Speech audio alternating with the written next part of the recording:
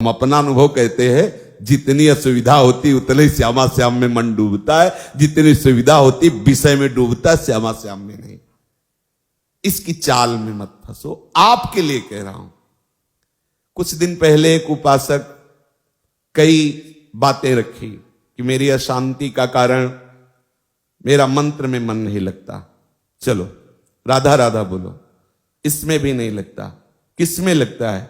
इसमें चलो वो जपो।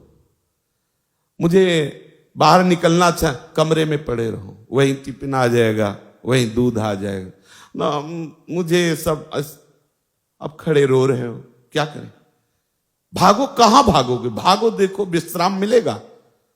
कुछ ऐसे मंद बुद्धि के हैं, सोचते हैं शरीर को छोड़ दे, तो छोड़ के देख लो, अनंत जन्म भटकते रहोगे, कहीं विश्राम नहीं मिलेगा।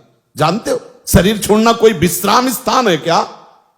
अगर इस महान महिमा में मानो शरीर को तुमने तनिक भी अहित किया तो ऐसे ऐसे शरीर मिलेंगे जहां बूंद पानी नहीं मुंह में जाएगा और तड़पते रहोगे, क्लेशित होते रहोगे। अज्ञान की धरा में कब तक अपना नाश करते रहोगे? कब तक ये नकारात्मक सोच का पोषण करते रहोगे? अरे कई कई दिन महात्माओं को भोजन नहीं मिलता, लोग गालियां देते हैं, धक्के मारते हैं। हमने देखा है, दिगंबर हैं वाराणसी में, ऐसे हाथ फैलाए दरवाजे खड़े हैं, वहां से कुल्हड़ मारा जा रहा है उनके ऊपर, और ये हम देख रहे हैं, देखा है, क्योंकि बाबा की अलवेली नगरी है, कुछ नहीं, मुस्कुरा के चल देते हैं। आपको क्या होता है?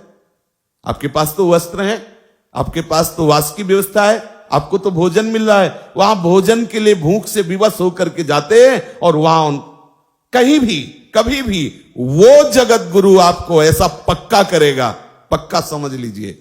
आप सोचें कि प्रतिकूलता ना आवे, ऐसा हो नहीं सकता, लिख लीजिए। यदि आप सच्चे मार्ग पर चलेंगे तो इसकी चढ़ाई ही प्रतिकूलता है। ऊर्जा शक्ति प्रतिकूलता से बढ़ती है, अनुकूलता से ऊर्जा शक्ति नष्ट होती। परमार्थ की ध्यान रखना, जीवन में जितनी प्रतिकूलता आएगी तन मन के द्वारा उतने अध्यात्म की ऊंचाई पर उपासक चढ़ता है। निज अनुभव की बात। श्री सन्यासी सदगुरुदेव भगवान वाराणसी समाधि मठ आदेश किया कि बद्रीनारायण चलना है। कोई संतों का उत्सव था वाराणसी के, और अपना तो हृदय में आग लगी हुई थी कि यदि मैं वही हूं तो कैसा हूं, कौन हूं?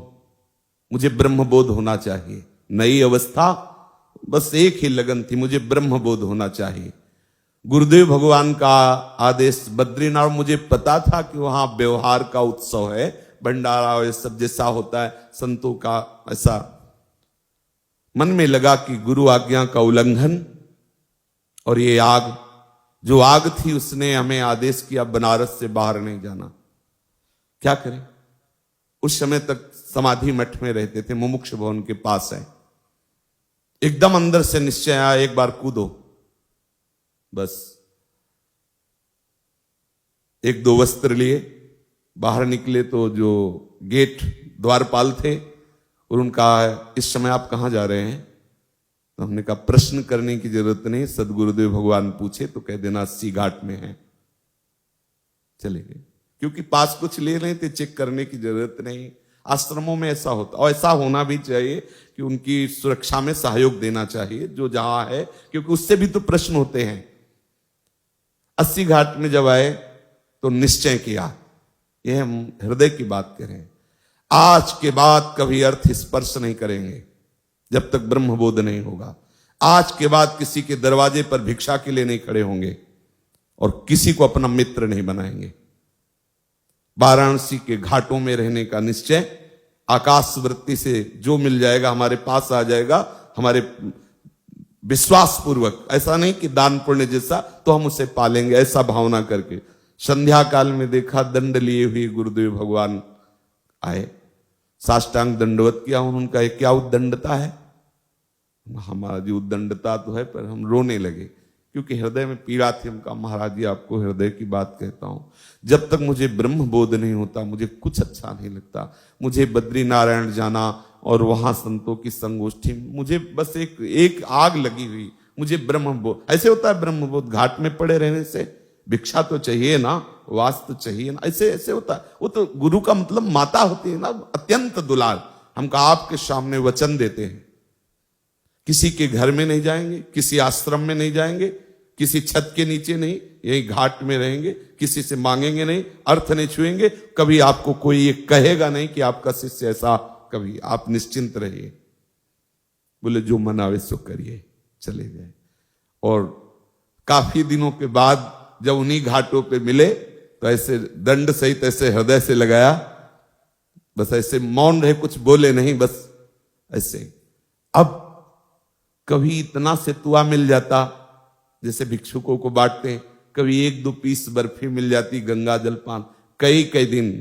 अन्नपूर्णा का धाम है, पर कई कई दिन ये सब्जी रोटी दाल ये जो अपने भरपेट पाते नहीं मिला। एक दिन विवस्ता हुई, गुरुदेव को वचन दिए थे, इसलिए मांगना का तो भाव ही नहीं था आश्रम में किसी के जाने का, नहीं तो मुमुक्ष भवन में खुला संतों के लिए भंडारा, आप जब जाओ वहां भिक्षा मिलती है। लेकिन वो जो आग थी ब्रह्मबोध प्राप्त करने की, उसने ये सब कर दिया।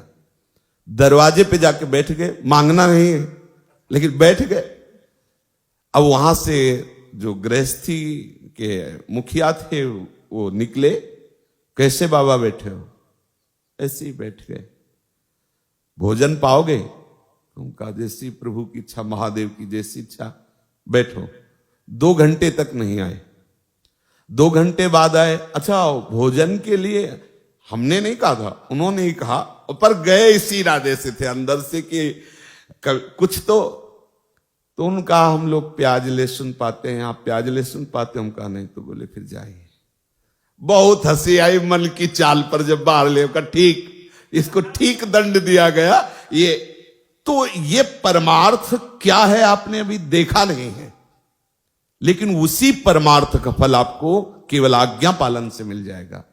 आपने देखा कहा है कि मन कैसा उपद्रव करता है, किस किस तरह से, और ठाकुर कैसे जला के उसे परिपक्व करते हैं। ये वृंदावन धाम है, ये सब आपको यहां नहीं करना है। आप तो बस श्यामा श्याम श्यामा श्याम रज में लुटना है। जब हम आपको समझाते हैं तो आपको लगता है कि कुछ तो हम में है। आप ये नहीं समझते कि मां बच्चे को दुलार करती तो बच्चे की योग्यता देख के करती, क्या मेरा बच्चा है इसलिए दुलार करती है। इसलिए सब, चाहे गृहस्थ हो चाहे विरक्त हो, गुरु वचनों के अनुसार चलोगे तो परमार्थ की ऊंचाई पर स्थित हो जाओगे, और मन की चाल पे चलोगे तो भटकना ही है। ये तुम्हें दिखाएगा कि हम यमुना किनारे खूब भजन करेंगे। हम आपको कहते हैं, अगर आपने कोई भी उद्दंडता की तो माना कि 4 दिन ये आपसे वो करवाएगा, लेकिन 5वें दिन ऐसी जगह खड़ा करेगा जहां से आपका परमार्थ क्षीण होने लगेगा। विश्वास मानिए, धैर्यपूर्वक गुरु आज्ञा के अंतर्गत चलिए तो ये मन श्यामा श्याम में अनन्य हो जाएगा, जो जन्म जन्मांतरों की साधना से नहीं मिलता, वो कृपा से तुम्हें मिल जाएगा। भगवत रसिक जी कह रहे हैं, कै बच्चा के पेट, बस बच्चा ही तो बनना। बच्चा क्या करता है मैं बताओ? बच्चा शब्द से क्या तात्पर्य है? केवल आचार्य चरण गुरु चरण के सहारे हो जाना, आश्रित हो जाना।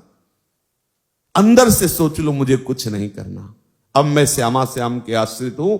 हे श्यामा श्याम, जैसे अपने प्राय सत्संग में कहते रहते हैं, आप ही हमारे साधन हो और आप ही हमारे साध्य हो। तो हमारे साधन का तात्पर्य क्या है? मैं आपकी शरण में हूं, आपके आश्रित हूं। अब आप जो करवाना चाहो तो देखो वो कर। महापुरुषों ने इसी बात का अनुभव किया है। तब उनसे जब बात करो कि प्रभु भजन निरंतर कैसे होता है, तो कहते प्रभु की कृपा से होता है। किसी भी सिद्ध महापुरुष से बात करके देखो, आपके जीवन की इस उच्चतम अवस्था पर पहुंचने का आपका क्या साधन रहा है, तो कहते सिर्फ गुरु कृपा, सिर्फ आचार्य कृपा, सिर्फ भगवत कृपा। किसी भी महापुरुष से पूछ लो, क्योंकि जो वास्तविक भजन होता है वो दिखाई देता है कि मैं कर नहीं रहा, ये तो प्रभु की तरफ से हो रहा है। सच्ची मानिए, ऐसे ही चल रहे हो, अचानक वृत्ति फंसी, कोई हमारा चिंतन नहीं, और क्या कहां से कहां पहुंचा दिया कि चलने की ताकत नहीं रही। कहीं ऐसा लगा कि कहीं गिर न जाए, कोई आश्रय लेके बैठ, कोई चिंतन हमारा नहीं, कोई प्रयास हमारा नहीं, कहां पहुंचा दिया। इसलिए आश्रित हो जाओ, दृढ़ता पूर्वक आश्रय श्री श्यामा श्याम के चरणारविंद का और अनन्य चिंतन प्यारे जू के नाम का, रूप का, लीला का। बैठ जाओ, ये सब मन की जो भागा दौड़ हटाओ, विश्राम कर लो।